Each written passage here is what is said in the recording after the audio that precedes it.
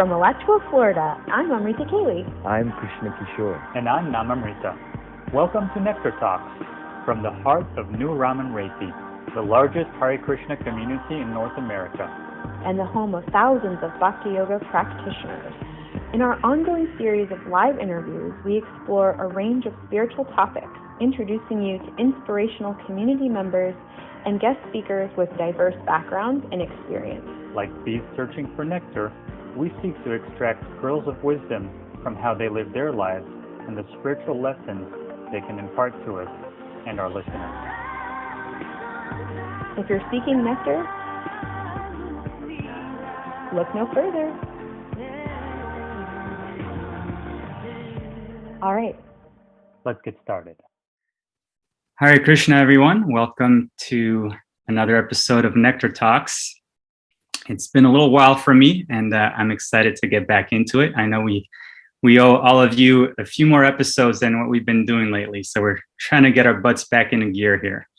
I feel like Namamrita is exploding since COVID is starting to fade away, hopefully. And there's just an influx of devotees going on. Every time I look around, there's beautiful new Vaishnavas and faces coming in. As you know, Amrita Kali's here now from Jacksonville. And last week, or a couple weeks ago, Krishna.com had a 20-year anniversary celebration. And that's where I ran into Gadadhara Pandit Prabhu, who is a friend of mine. We met in New York, maybe some 10 years ago or so. He's a super sweet devotee, and I'm very excited that he's moved here along with his wife Victoria. And Gadadhara Pandit is a career speaker. He's done a lot of corporate talks at Google, Bank of America. He's had a Tedx conference, to name a few. And he spent 15 years as a brahmachari, living the life of a monk in New York City, out of all places. What a combo. If you ever wonder what that's like, well, you can read his book, Urban Monk, which is available on his website, panditdasa.com. See, I'm doing all the pitches for you. You won't have to do it, Gadadhara Pandit. No worries. Good. I'm glad. You're doing a great job. So, Gadadhara Pandit, welcome to the show. How are you doing today? Thank you so much. Good to see you again, and good to run into you at the Krishna.com festival. Happy to be here. Yeah, thank you. That was great to run into you. And,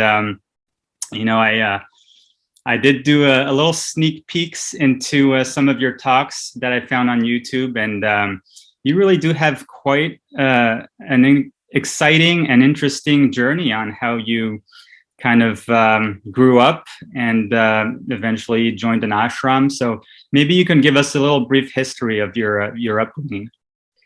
Yeah, definitely. And, just before I get into that, I thought I could mention that how we actually met in a very interesting situation in New York City, where you and I were making pancakes for Radhanath Swami, and then he joined us in the kitchen and tried to help us make those pancakes. And that was a hilarious and very sweet exchange that we had, right? In his own words, the crepes turned into creeps. Yeah. So that's how you and I actually met, is through during his service. And I thought that was fun to mention that happened, again, about 10 years ago. Yeah, very sweet indeed. Yeah. So my own journey, I can go back to really far. I don't know how far back you want me to go. Is there any point that you want me to start?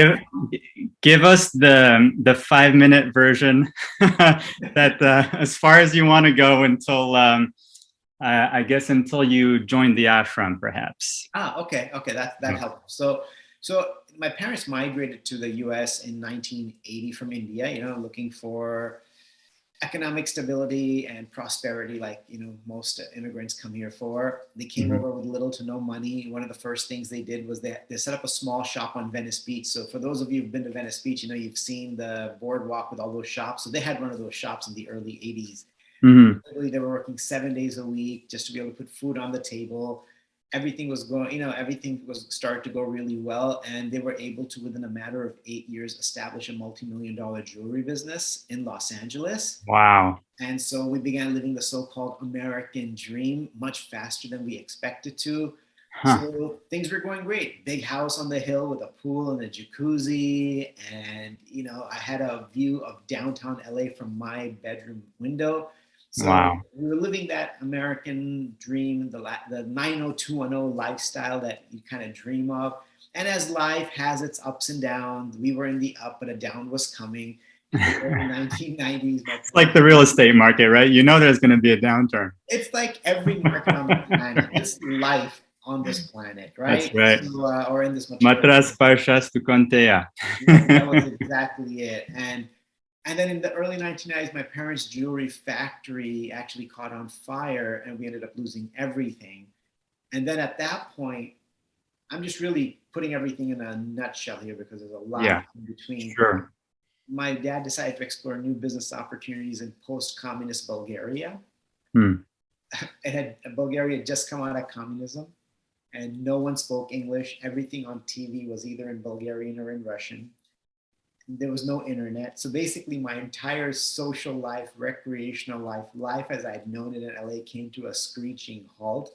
And when all of my external distractions stopped, I went inward and started to reflect on why is this happening to me? What did I do to deserve this? It's a question that I think humanity asks themselves when they go through a tragedy in life. Yeah. And you were how old again when this happened? About 21. Okay. Yeah. Good age for it. Huh? It's a good age for it. It is. And, I actually, for the first time, really questioned life and what the purpose of life was. And I'm like, I haven't done anything really bad to deserve this. And to make a long story short, I had to come back to LA for some visa and my passport and everything. And then at that time, I went to the LA ISKCON temple, got a copy of the Bhagavad Gita, and I had to go back to Bulgaria, because that's where I was.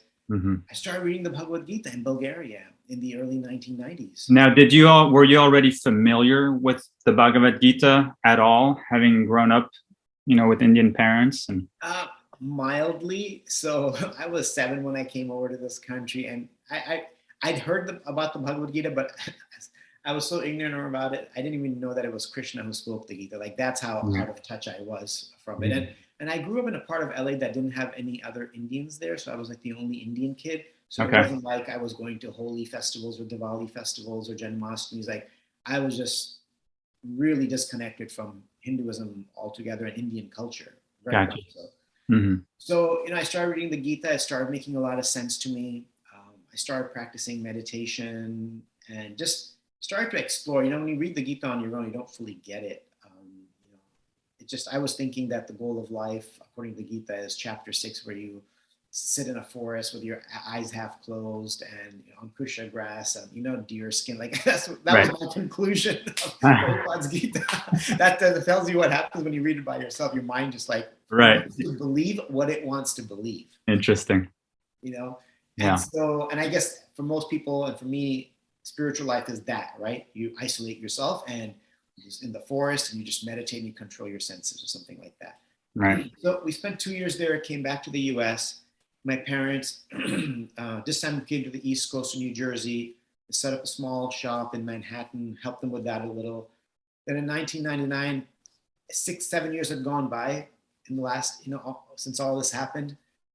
And I was just becoming more dissatisfied with the way my life was going. I mean, it turned upside down to such a degree. I'm like, I just need to figure out what I want to do. And by then I started visiting the 26 Second Avenue Matchless Gifts Temple and Brooklyn Temple.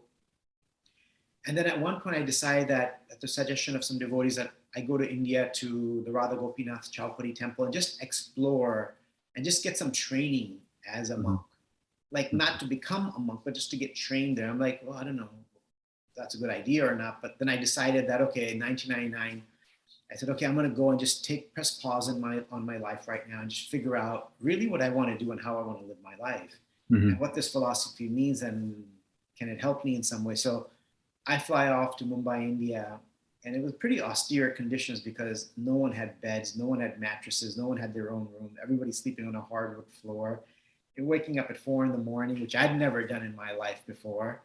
And and there's communal bathrooms, and I've been an only child, so I've never had to really share, Here I am What a sharing. change. Yeah, like waiting in the line, like to use a bathroom, Yeah. And so, then obviously we're chanting for a couple hours a day, and the rest of the day was sort of spent in service to one another and serving the community through college outreach programs or home programs. And I would just accompany the different brahmacharis. And gradually, my 1 month turned into 6 months. And I was just falling in love with this lifestyle. And of course, those 6 months, part of it was in Vrindavan, part of it was in Mayapur. And now, did you take on the dress of a brahmachari right off the bat when you joined the ashram? Well, over there, it wasn't allowed. And my intention was not to become a brahmachari. I was like a guest. Okay. And so I was just wearing white, and I didn't shave up or anything. At some point I did shave up, and I got permission from them if I could shave up, because, I was feeling fired up and excited to shave up and have a nice slick head. So, so they're like, okay, this guy's pretty enthusiastic. Let him do that. But, keep the white cloth on. Okay. And then, 6 months in India, part of it in Mayapur, part of it in Vrindavan, most of it in Chowpatty, came back to the US and moved into an ashram in New York City on the Lower East Side. And I thought I'd spend maybe 6 months there. Ended up spending a total of 15 years living as a brahmachari, most of it at the Bhakti Center in New York City. Okay. All right. So let me slow you down right there. You went into it thinking, okay, you need like a mental pause and a little bit of monastery life experience to help you recenter yourself and figure out your life out. Yeah.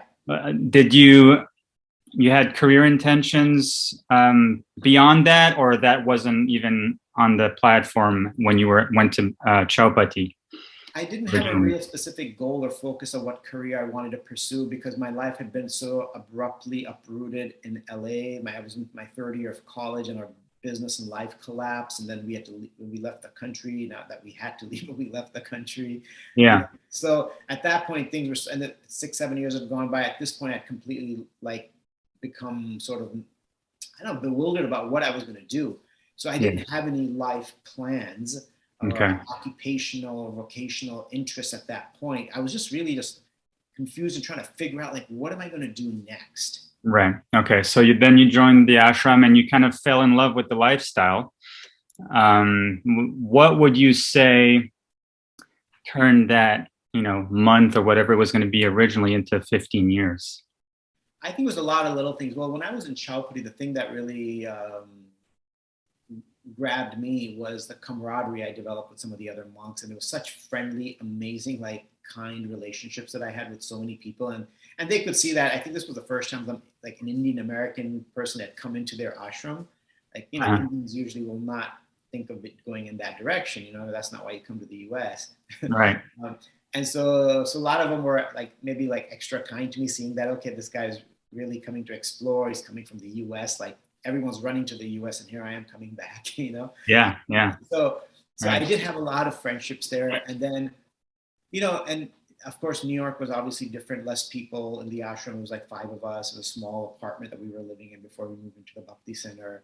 And gradually what happened was I started to, I was just enjoying the lifestyle, just waking up early, chanting, little deity worship, going out on Harinam, or setting up a book table in the New York City subway, which is also a really pleasant environment to set up. And this was the Bhakti Center at the time?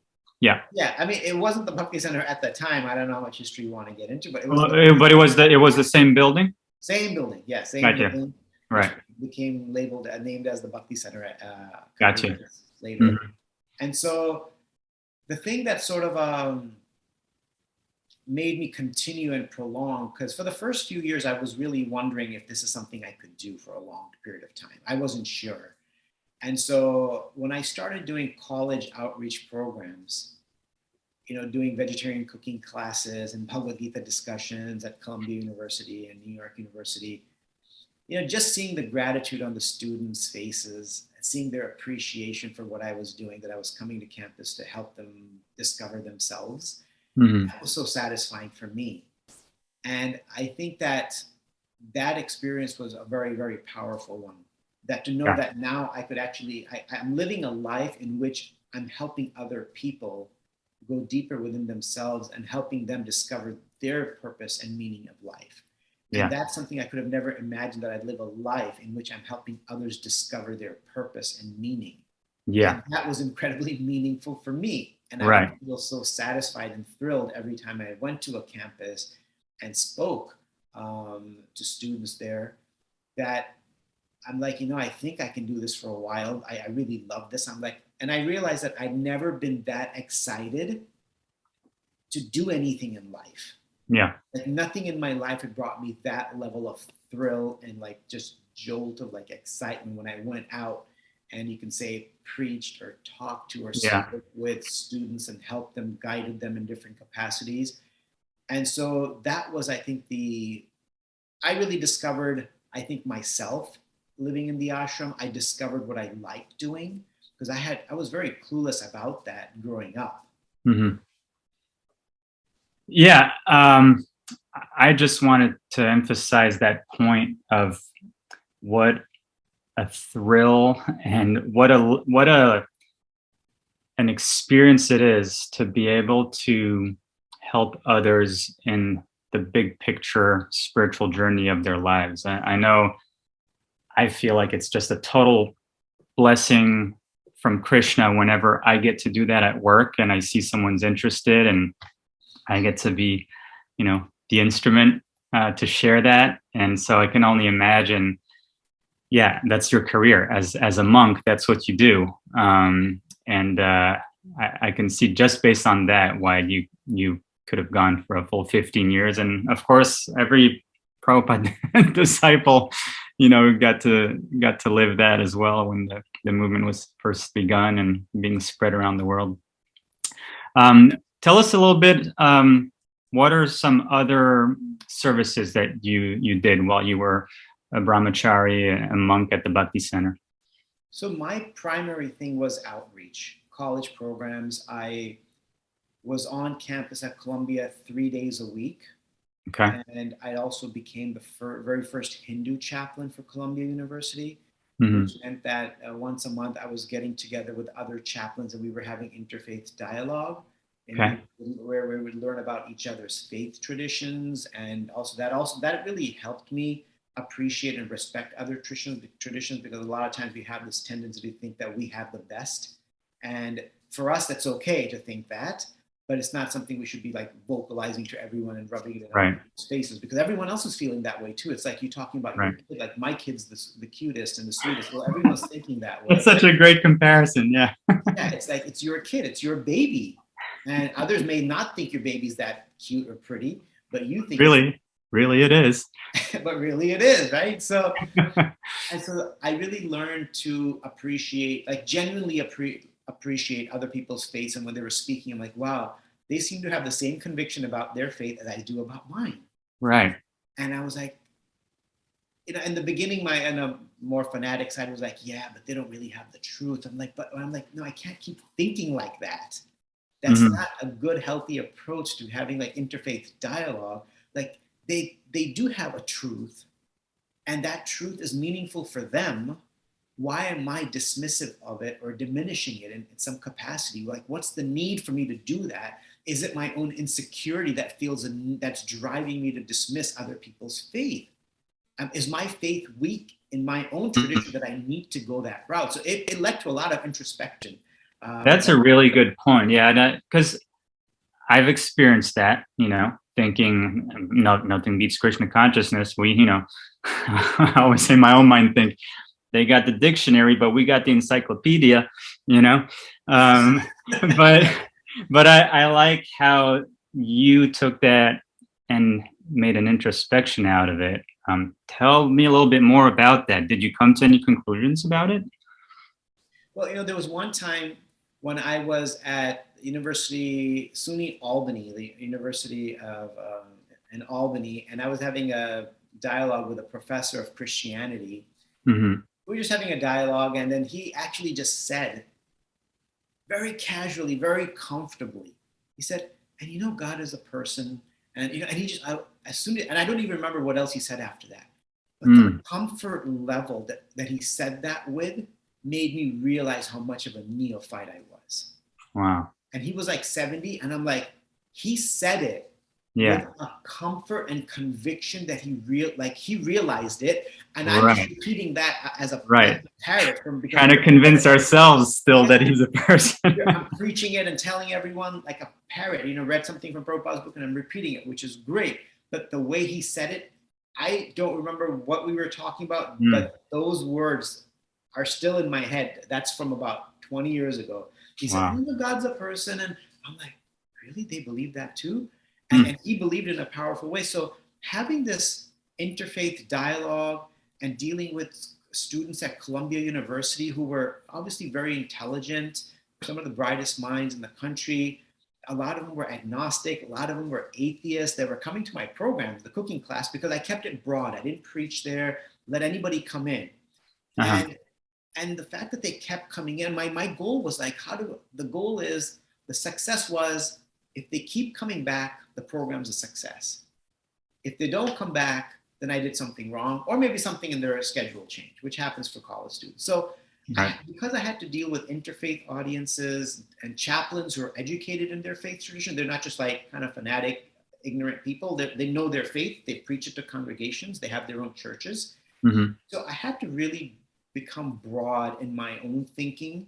And I think that's helped me significantly. And so that was literally as you were asking me, what are my other main services, or what other services I did, that was like 80% of my focus was as a chaplain, talking and counseling and mentoring students and sometimes faculty and staff, having interfaith dialogue, speaking in a lot of high school classrooms as well, speaking in philosophy and journalism classes as well for professors who wanted to talk to me, have me speak to their class. So speaking to groups of classes and classrooms and students and professors was like my primary thing. And of course, in the ashram, you have to do a little bit of everything else too. Like, it's your turn to wake the deities. Sometimes you got to put them to rest. And then sometimes you're on this is it.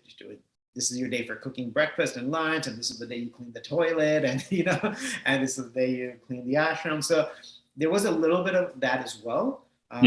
But my main thing was just like out the door and just out there speaking and you could say preaching, for lack of another word, preaching, outreach. That was sort of my main service. Gotcha. Great. I want to move on to what came after the ashram life, but first, tell us a little bit about the book that you wrote, Urban Monk, and how that came about. And then I would love to hear how you got to do a TED Talk as well. Well, so Urban Monk, I do have a copy. I should have a copy of my own book here. So that's actually me standing on the rooftop of the Bhakti Center. Oh, nice. Empire State is right there. That's great. Perfect shot. So actually a friend designed that for me. Nice. So the book came about during the last year of my ashram life, pretty much, when I was really contemplating leaving the ashram and pursuing something else. And it was just a lot of people had asked me, why'd you become a monk? Especially in New York, you run into people everywhere like, hey, why'd you become a monk? Or students like, why'd you become a monk? Like, how'd that happen? And what went wrong in your life, And so after trying to answer that question in short conversations, I thought, why not just write about it and what it would be like to live as a monk in New York. And that could be, and then several devotees also said, you've got to write your story. It's kind of wild. You should just put it down somehow. I'm like, me write? I don't write. I don't. That's not me. I'm not a writer. But then finally, I decided to sit down and start writing, and I was just like, my gosh, there's so much, and it helped me process almost the things that had happened in my life that I hadn't had a chance to process, the upheavals and difficulties and challenges, because I had to dive into them and try to remember that frame of mind and the mindset, what I went through at that time, to put it all in this. So it is a very, very personal account of my own journey. Right. And so that's sort of how it came about, was just a lot of questions being asked about my journey. So I thought I'd put it down. And it was during the last 2 years of the time I was in the ashram that I actually wrote it. Okay.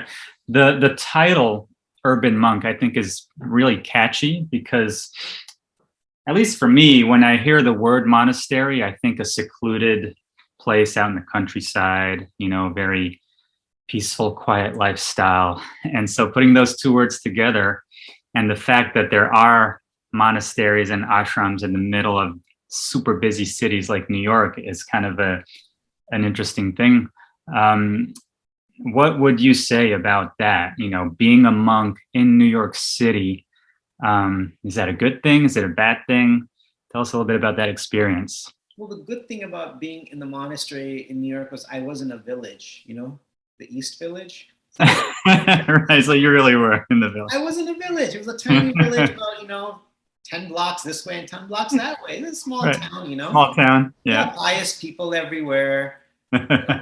So, like next to us, we had a tattoo shop. Like it was like touching the monastery. And then there was some 3 like bars. And then across the street was some like underground like nightclub. And then literally across the street from us was a funeral home. And the next to that was like a deli and a pizza shop and a bagel shop. So it was a very convenient block. Like if you felt spiritual, you could come to us. If you want to get a tattoo, right next door. If you want to get drunk, hey, door down. If you overdose and you die, there's a funeral home across the street. Basically, every New York City mood you could go into in one day, it's right there in that one location. It was a convenient location, so that's one thing. Whether was it good or not, it's just what it is. That's where I landed. Yeah. And for me, that's where I guess I needed to be, because I do like city environments. I've always been in a city environment. I was born in Kanpur, which is like incredibly busy industrial city. Then I lived in Delhi for a couple of years when I was and that's a chaotic place too. And then LA, and then New York City. So I've always been in very busy environments, and I kind of felt comfortable in busyness. I was comfortable with it. Like very rural places, like kind of like Alachua. I don't think I could have survived here 20 years ago. I would have been crazy. And so, so for me, but 20 years in New York makes you come and appreciate Alachua. Yeah, oh my gosh, do I appreciate the ease of parking, to say the least. Right. Many things that I appreciate here. Parking around here. Yeah, there's no problem. We park on people's lawns around here, which is like pretty ecstatic. Right. So, but so that's where I landed. For me, New York was great. I enjoyed every bit of it, and being connected to 26 2nd Avenue, the first place Prabhupada established ISKCON.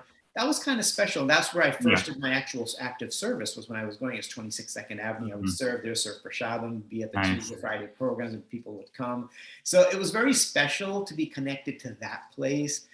Maybe it was also a little item of pride. Oh my gosh, I was getting to serve here, and I was pride and gratitude, all of that combined was there. And so many times people would come over to see 26 2nd Avenue, and one of my services was to show them the different pictures hanging around there, take them to the backyard and say, Prabhupada used to live up there, and there's a bird bath right there where he stood, and there's a picture of him in the 26 2nd Avenue, of him standing next to this bird bath. So giving that tour like 100 times was amazing, and seeing people come out of the taxi and stop at front of 26 2nd Avenue and just literally break down in tears. They're coming from some other country. And I'm like, oh my gosh, this person has such appreciation of it. And I'm just there all the time. So I'm like, oh my gosh, I'm at a very special place. Seeing people's response. Yeah, that is such a special service. Yeah. Thank you for sharing some of those details. I hadn't even thought of that. To be the greeter at 26 2nd Avenue. Yeah. Wow. I mean, I did that for like at least about 4 or 5 years, and just seeing people's responses. I'm just kind of like, like rattling off the facts, and this is here, and then he moved over there. Blah, blah, blah, blah. Meanwhile, you're making them break down into tears. Yeah, I'm like, oh my God, what did I do? I'm sorry, did I say something? Whoops, did it again. So yeah, it was interesting. But so for me, I don't know. I think somehow that's where Krishna wanted me to serve. Yeah. And for many people, it was very intense. A lot of brahmacharis, as most brahmachari ashrams are revolving doors. People come in and out, which is how an ashram is supposed to be, right? Because unfortunately, in our movement, we see people think of the brahmachari as like a permanent ashram, even though whole scriptures are filled with saying it's not. But somehow we all, as an entire movement, have decided that it's somehow a permanent ashram, even though all scriptures say it's not. So, so an ashram is very much of a revolving door. A lot of brahmacharis would come in. New York would be just way too intense for them. And it's like, because it's always noisy. there's always cars and trucks and buses. You can, walking down the street, it's complete mayhem and chaos. It literally is. Right. And so even guests that would visit, book distributors come by, they're like, I don't know how you can handle this place. My God, you're getting out of here. So it was a hard place, but somehow the modes that I was born in, I guess, I was fine with it. I felt a certain excitement having a chance to, be at Columbia University, being connected to 26 Second Avenue, and a place, just a chance to do a lot of amazing service. So for me, it was fantastic. For me and a lot of other devotees that were there, it was fantastic for us. And I'm grateful for the time I had there. I learned, everything I do now professionally, all the skills literally that I acquired, I got from the ashram. And I know that that's not the case for a lot of people. But for me, by chance, it was, because, I speak professionally now in corporations, right, on mindfulness and leadership. It's interesting you say that, because I've always heard my father tell his story, which is, when I left the ashram after 13 years, what did I have to offer as a skill for a company? Like fervent prayer? I also wasn't sure what I was going to do. But it just kind of happened that I started getting invitations into organizations to speak on mindfulness, stress management, leadership, and mindfulness. All right, so I really want to get into all that, but we can't skip the TEDx story. How did you get that gig? Okay, so by chance, Krishna's mercy, whatever you want to call it, I'm doing my weekly meditation session at Columbia University with students. I've been doing them did them for about 8 years. One time, there was about 10 students, usually all Western students, would come and sit and meditate with me. I would do some pranayama and then some Hare Krishna mantra. I would do a combination of things. And after one session, one lady said, hey, I'm one of the organizers of a TEDx talk at Columbia University at Teachers College. Do you think you'd want to speak there? I'm like, yeah, sure. And the thing is, that's how it happened. So I was learning. And so she had never seen me speak publicly. And later I was like, man, she's never even seen me speak publicly. I'm just sitting and guiding a meditation. And TEDx, you really need to have some kind of public speaking experience. She was so confident that I'd be great at it. Like on the day of the TEDx talk, I'm walking in nervous. I spent a month preparing for that, because you can't wing it. Yeah, tell us a little bit, because who knows the insides of the TEDx process? How does that work? How do you get selected? How do you get to be on there? Well, I told you how I got selected. I don't know how anyone else gets selected. Right? I really don't know the process. So that was Krishna's mercy. I'll highlight it as that. Yeah, that's totally the only way I can describe it. Right. And because she was sitting in my thing, right? She was sitting in my meditation, and she decided to ask me. So basically, you have to share something unique and different, and something that you do sort of that you're comfortable with. And so I wanted to share my story on how I became a monk, and talk a little bit about the Bhagavad Gita and the mind, and relate it to the field of education, because this was at a university. It was a campus. Right. So basically, it took me a month to prepare, because a TEDx talk is not something you can edit out. There's no edits. Right. It's a one live take. Yeah. And if you mess up, it doesn't go on the TEDx site. It doesn't get uploaded there. Or if the audio goes wrong, lighting goes wrong, it doesn't get up there. Oh, wow. During the same conference. I wonder how many great TEDx talks have been missed because of a technical glitch. Yeah, it's hard to say. Even during my own TEDx conference I was a part of, because there was about 10, 15 speakers. So they do that many in one, I guess, event. Usually, at least for ours, that's how it happened. Interesting. I don't know what a standard was. I never had to apply for it. Yeah.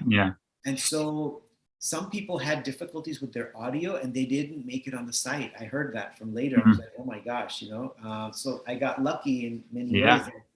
Everything came out fine. And so, I went up there in my saffron robes, and I thought, I had a whole script, and I had it memorized. It took me a month to prepare. It's like the most I've ever prepared for any talk. How did it go clean in your own experience, or? Yeah, it went really clean. It was just delivered the way I practiced it probably like 50 times in front of a mirror, and just in my room, and just kind of like that, every which way I could, I practiced it. Right. I threw out I thought I came up with a joke right before the talk, and I was like, should I tell this joke? What if I tell this joke and I lose my train of thought? But I'm like, I'm going to tell it, because before the talk, they told us to wear solid colors and not like stripes or things like that, because it gets blurry on a video camera. Okay. So I got up there and I said, they told us to wear solid colors, so I wore orange for the occasion. And so the audience kind of That's good. They busted out laughing, because they thought, like, obviously that's not why he's wearing it. He's a monk or something. That's why he's wearing it. That's great. What a great opener. Yeah, and I'm like, I was scared to do that, because I'm like, I don't want it to throw me off, because I had a whole script, and when you script it, any deviation from that script can kind of throw you off your game. Yeah. And so that was, that happened about 10 years ago or something like that. It's been a while. What's the name of that talk if people want to look it up? So I think if you type in Tedx Pandit Dasa, it should come up, but I think it was called, oh my God, Mindfulness, Humility, and a Holistic Approach to Education. Okay. I believe that's what it's called. Yeah. Yeah. Oh, thanks for sharing that. Yeah, I can't say I've spoken to too many TEDxers, so that's cool. So yeah, I want to transition from your life as a monk, a grihasta, and all that beautiful and really exciting service you did for those years, into your current life. As I mentioned in the introduction, you're a speaker now for a career. I want to get into that, but just looking back before we transition fully, looking back on the years of your life as a brahmachari, because I really appreciated what you said earlier, that this is a transitory ashram that ideally we should all go through if we can. When I was a brahmachari, I was 8 years old. It was for like a couple of years. So you can imagine how much I struggled to stay away from women and all that. I really had the full on experience at 8 years old. No, but I always feel like I actually missed out on the training that comes with that, the kind of spiritual conditioning that, the strengthening that you can carry into the rest of your life. So just looking back on those years, what would you say into your current life, now married, you got a career? What did you take from those years that is still applicable today? And of course, you mentioned you got your career from that, but other than that. Well, I think one thing, there are so many things, obviously, it's hard to even list, right? I think one thing was being able to live and in such close quarters in such an intense city as New York, live with people of different backgrounds, different ages, different personality types, and different moods and backgrounds and upbringings, and learning to sort of cooperate with them and learning to accept other people's strengths and not seeing them through your own lens of strength and weakness. And so I think that was probably one of the biggest lessons, because, when we're good at something, and someone else is not good at that, then we judge them. We think, less of them simply because they're not doing the things that I do well. But then I had to gradually learn to see, but they do so many other things much better than I do. And this person does this so much better than I do. And so that really helped me sort of adjust my own attitude towards the strengths of others, that not everyone's going to have the same strength as me, and I don't have the same strength as others, and I have weaknesses that for others are their strengths. And so I think just a lot of, I guess the one of the key things was being able to look at myself in a deeper and honest way and recognize where I'm at spiritually, who I am, what my strengths are, what my weaknesses are. So I think that ability to constantly look at myself and see where I need to improve and how, what kind of work is needed to improve. And of course, not that I can, a lot of times you recognize you need to make some improvement. You're like, oh my God, I just don't have the energy to do that. Okay, next year.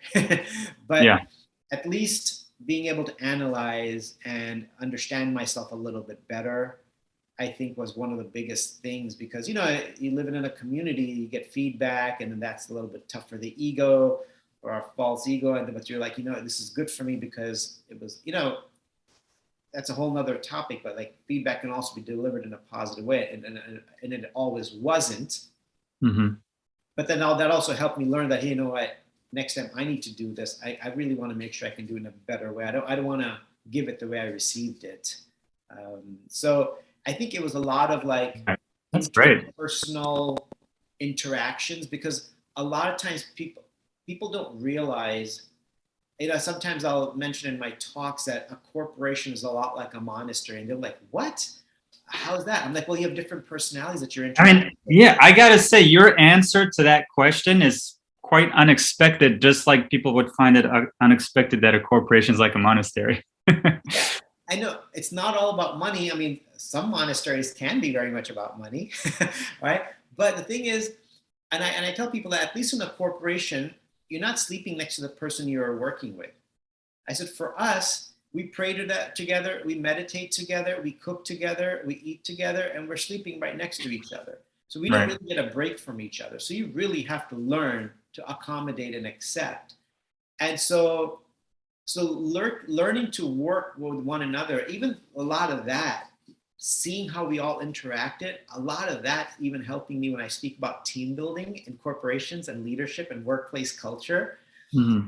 A lot of that personal experience that I got is sort of what I'm presenting. And I don't think they realize I got all of it from the monastery. Right. So it was powerful, actually. Yeah. That's a really great, another nice introspection that you got out of that experience. So please tell us a little bit about what you do now, some of the places you've spoken, and what are some of the topics that you focus on or promote in your talks. Well, the last couple of years, the main topic I've been speaking on is mindfulness, resilience, and mental health. Okay. Because so I mainly my speeches take place in a corporation. Okay. To that group's employees.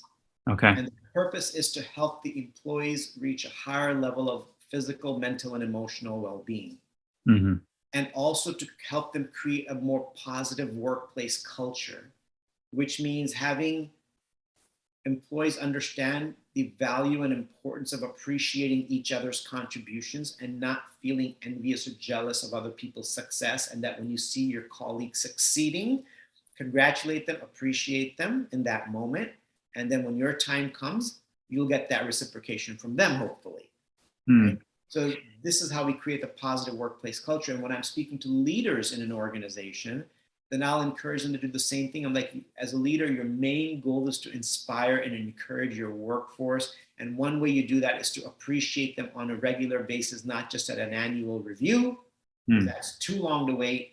How in the world are you going to remember what this person did for the last 12 months? You can't remember what you did last weekend, right? And so my whole idea is overall well-being for the individuals in an organization, as well as the well-being of the team and the corporate culture. So, you know, I've spoken to companies of all sizes. I've spoken to audiences from 50 to 3,000 people at once, through webinars, virtual calls, or before the COVID, it was all I was flying out to different organizations and speaking to their retreats, to their groups of all sizes. You know, companies like Kellogg and Citibank, and just all kinds of companies. It's quite a few of them. Yeah. I've been doing this for 8 years, so it's been amazing. I feel fortunate that I'm still getting to talk about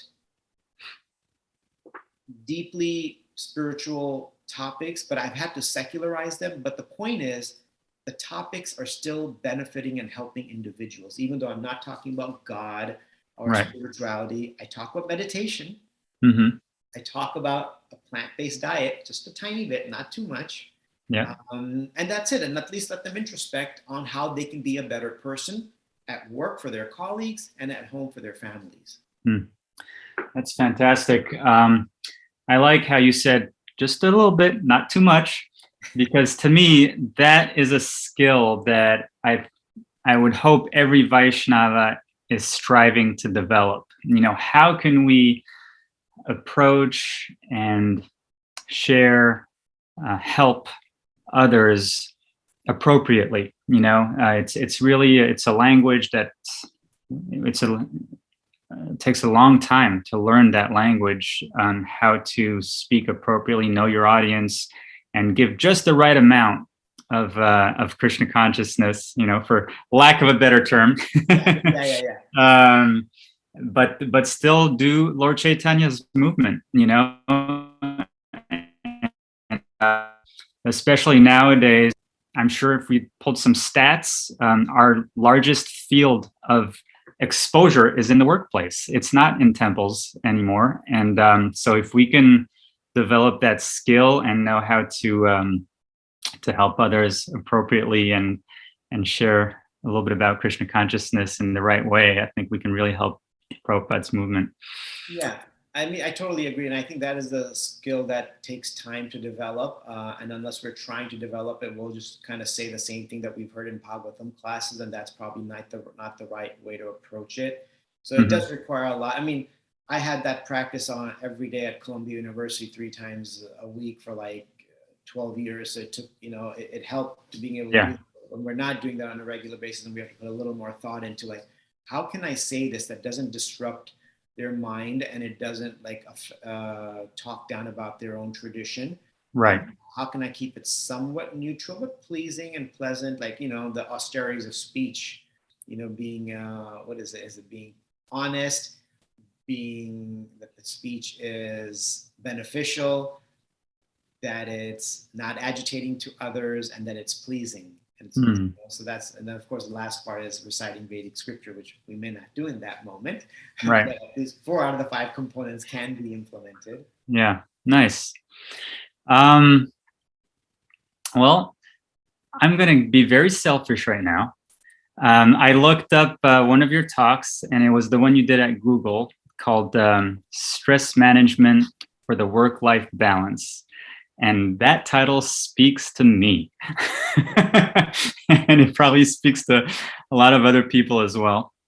But I wanted to ask you, in a world where it's so hard to find peace, and I really do see it in myself and in my friends that, especially in this phase of life, where we have kids, we have careers, it can be really hard to apply the traditional practices of bhakti in a way that's not stressful. So I want to ask you this question, not so much as far as reducing stress in the workplace, but how do I reduce the stress of Krishna consciousness on my life? Because I feel that I got so much to juggle between family and work and recovering and, just getting older and lack of sleep and fatigue and, energy depletions, all of that.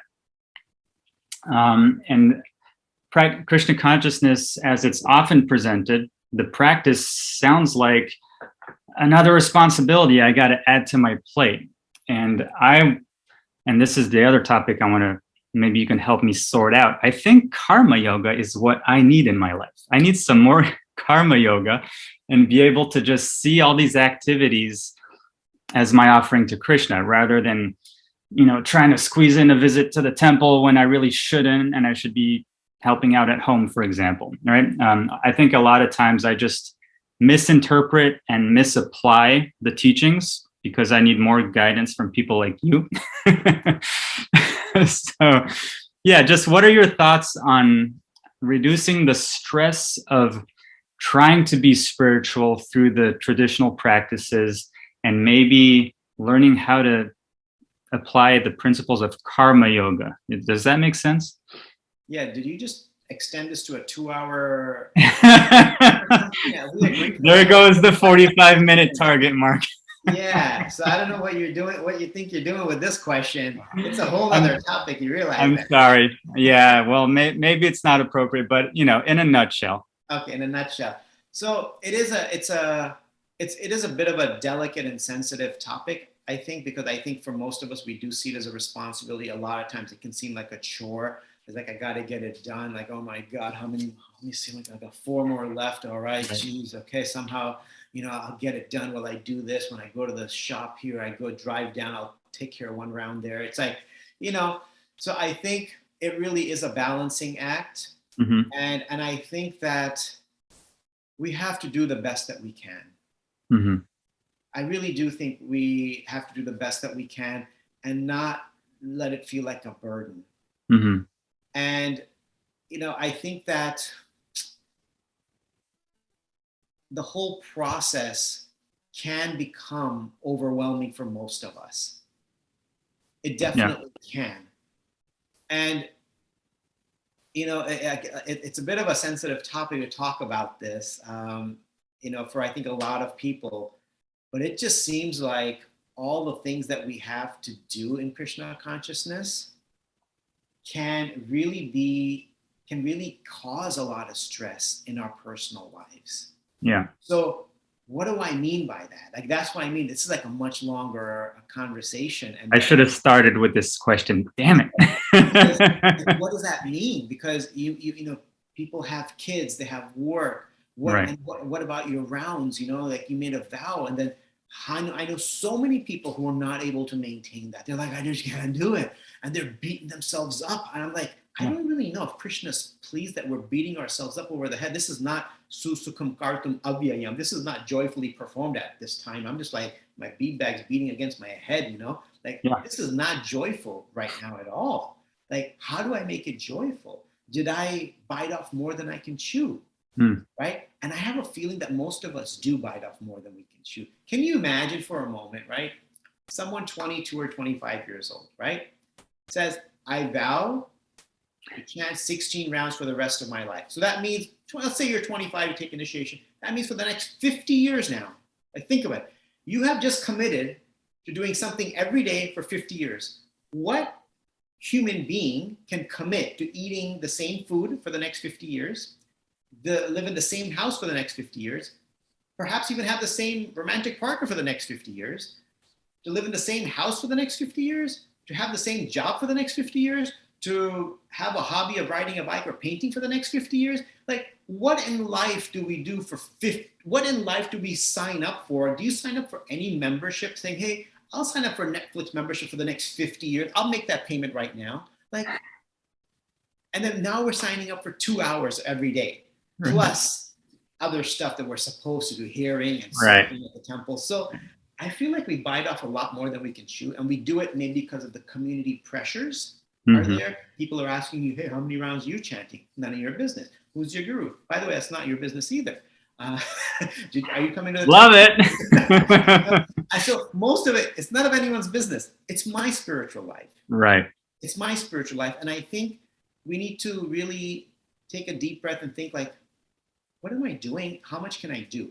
Because if we can do what's healthy for us, depending on what else is available in our life, and we do it with joy, I feel like that could be much more potent than just like pushing through everything, saying I did it. Did that help me develop bhakti or love? I don't know. I don't think so. So I'm not encouraging or saying we should do this or that. I'm just saying, be thoughtful. If you're about to make a decision, how long will you be able to prolong it? And some people are like, hey, however long you can go, great. Okay, fine. That's fine too. I just think it shouldn't become like a daily burden, because I think then the bhakti is getting sucked out of that. Right. Well, I can't tell you how happy I am that you were willing to answer that question. I think it's actually a little bit of an elephant in the room. And I think that's part of our contribution as the next generation of devotees, to help sort these things out and not be afraid to address it and just be practical about it. I think part of the answer to that question is my next and final theme for you, and that's being in a spiritual community and having the association that helps us to perform these austerities, whether they're austerities or whether we do it with pleasure, if we have the strength of some really good devotee friends to talk it through and to do it with, I think that really, really helps. So let's talk about how you ended up moving here. What were the reasons for you moving here, and what's your observation been so far of the New Ramanujan community here in Alachua? Well, 20 years ago, I would have said never in hell am I moving to a place like Alachua, right? Like that was me back then. But we should make a T-shirt where it says that in the back and in the front, like, here I am. Yeah, here I am now. So, but I think one of the key factors was I was looking for a stable spiritual community. And New York is not a stable place in general. Like every 2 years, people move in and out of New York, right? It's just not a place people go for permanence. It's not a place you go for that kind of a thing. And same thing with devotees. It's like you can't live in New York. I mean, who's going to pay $2,000 to live in a shoebox? And that's basically what you do if you want to live near the temple or something. Right. Or $1,500 for like a 1-bedroom apartment. It's like insanity. Right? Yeah. So that's the size. 1 bedroom is like the size of people's walk-in closet sometimes. Here. So, it's not a place of permanence. People keep moving. People want to get out. So at one point I'm like, I just need a more stable environment. And Alachua, from what I'd heard, is like, once you come here, you're just not allowed to leave. So that was like my understanding that people, when they come here, they come to stay, right? Right. So a bunch of my friends during the pandemic moved here. Like I knew several friends that moved here, but I just knew like 15 to 20 people from the New York, New Jersey area that permanently moved here or who were living here and just came back. And I'm like, and then I was talking to these people and I'm like, how is it? They're like, I love it. It's great. Open roads and easy parking. And it's just like devotees everywhere. Every devotee is like 10 minutes away. Before it was like, you got to go see somebody in Brooklyn. It's like, okay, 3 trains. And if it's snowing, then it's like, who knows what time the trains are running. It's just like it's like a chore. Yeah. Yeah. And so I knew I wanted something stable, a place where I could have long-lasting devotee friends. Like if I make friends, pretty much they're going to be here for the next 10 years, 10, 15 years.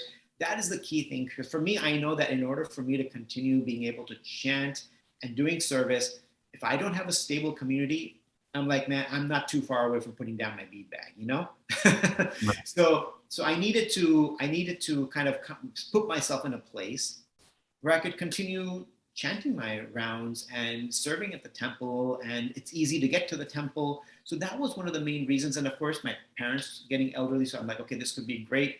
But I was tired of the snow. Shoveling snow every year was not fun. So I'm like, okay, that's also gone now. So, stable community was like the main thing that really brought me here. And of course, warm weather and just the convenience of just having such a beautiful temple here with all the space and everything and beautiful deities. And I got here and then I didn't realize you were here. I had no idea where you were.